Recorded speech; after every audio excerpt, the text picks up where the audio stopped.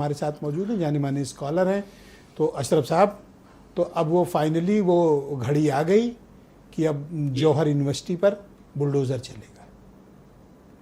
बिल्कुल सही आपने कहा, फाइनली वो घड़ी आ गई। लेकिन बहुत अच्छा मुझे ये लगा कि आपने अपने ओपनिंग रिमार्क में वो सारी बातें लेके आ पाए जो मेरी फीलिंग थी, जो आपको लग रहा था कि एक इंस्टीट्यूशन जो एजुकेशनल इंस्टीट्यूशन है उसके साथ इस तरह की चीजें नहीं होनी चाहिए।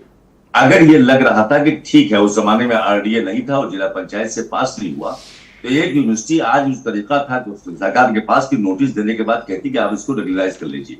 लेकिन सवाल उनको रेगुलराइज नहीं करना है, उनको उसको बुलडोज करके मैसेज देना है कि हम खाली आजम खान को ही नहीं कर रहे हैं, बल्कि उनकी जितने भी उनके जरिए किए हुए काम है, जितने भी निशान है, उनको भी हम ध्वस्त कर रहे हैं। लेकिन हमको इस सरकार क्या कर रही है हमारी परेशानी नहीं है। इस सरकार तो जो करना है वो लगातार आजम खान के साथ कर रही है। समाजवादी पार्टी क्या कर रही है? हम मुसलमानों का सबसे बड़ा मुद्दा ये है। ये सरकार तो ये करती है कि अगर सड़क पे कहीं साइड पे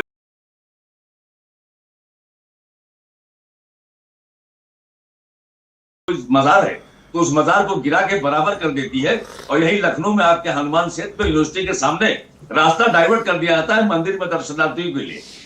तो इस सरकार का दोहरा चरित्र जो है वो एकदम साफ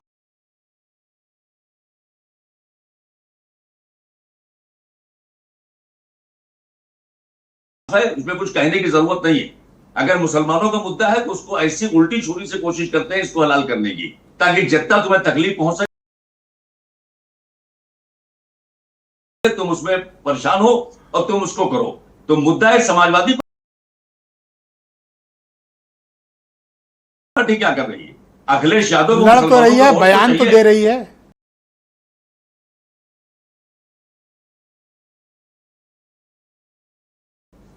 क्या बयान दे रही है? कोर्ट जाएंगे से कुछ काम होगा ना? फखरुल भाई ने कहा कोर्ट जाएंगे। तो बयान तो उनसे अच्छा मैं दे रहा हूं, तो मेरे लिए वोट करवा दीजिए सबको। बयान देने से कोई पार्टी को वोट मिलना चाहिए? आपको जमीन पे आना पड़ेगा। आजम खान की कितनी कितनी दुर्गति हो गई और खाली आप बयान दे रहे हैं। मुसलमानों के साथ कितनी ज्यादती हो गई, खाली आपका बयान आ रहा है। अरे आप सड़क पे आइए ना। आप मौजूदा अपोजिशन है, मेन पार्टी आप तो कर क्या रहे हैं? आपने तमाशा बना के रख दिया है। और यही हाल अगर रहा, मुसलमान तो मान चुका है कि हमारे साथ इस सरकार के अंदर जहां भी मुस्लिम कोई नाम है कुछ ना कुछ ज्यादती होती रहेगी और हमको उसके साथ चलना पड़ेगा। तो मजबूरन हम चल रहे हैं। अब रहा आजम खान का मोहम्मद अली जौहर है, हटा दीजिए उसके नाम को, खत्म कर दीजिए। कौन सी बड़ी बात है? आज आप सत्ता में है, सरकार में है, करिए। लेकिन समाजवादी पार्टी से कोई अच्छी उम्मीद हमको नहीं है।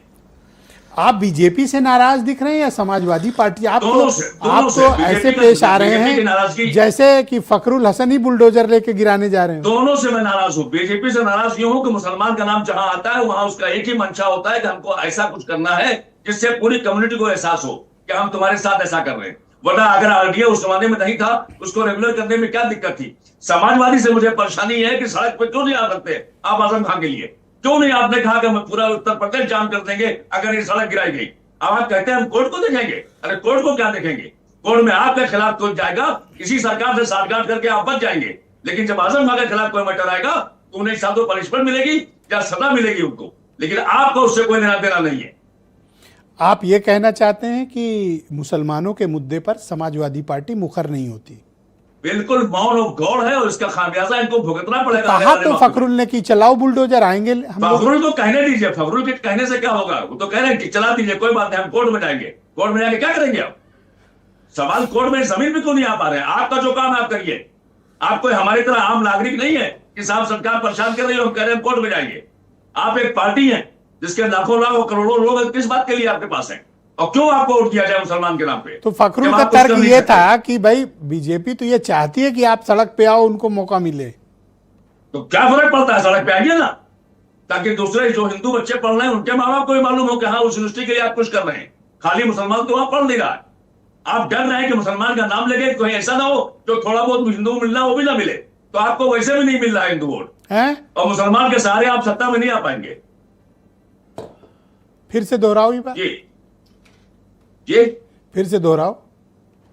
मैं ये दोहरा रहा हूं कि आपको हिंदू वोट समाजवादी पार्टी को वैसे भी नहीं मिल रहा है और मुसलमान के सहारे आप सत्ता में नहीं आएंगे और अगला चुनाव मुसलमान। आप इतने इरेलीवेंट हो गए हैं, इतने अप्रासंगिक हो गए हैं कि आपके सहारे। तो शुरू से आपके बात कई बार कह चुका हूं कि हमारे वोटों से सत्ता अब नहीं बदलेगी, वरना बंगाल में जो है भाजपा वापस नहीं आती। अब वही जीतेगा जो हिंदू वोट भी लेके जाएगा। और ये जो अभी तक का जो आप फार्मूला कैसी था, ये भी फार्मूला बातें कर फेल लो, होगा। पर आप मुसलमान समाजवादी पार्टी के पीछे लाइन आपको लगा पता कर लगेगा। अब हमारे जैसे मुसलमान ने भी तय कर लिया है कि कम से कम समाजवादी पार्टी को सबक जरूर मिलना चाहिए जब वो मुसलमानों की बात नहीं कर रही है। जी बहुत शुक्रिया ऐसे आपका। बहुत से मुसलमान हैं, जब वक्त आएगा तो आपको दिखलाई पड़ेगा। ये आपके जाति विचार लग रहे हैं। जाति नहीं है।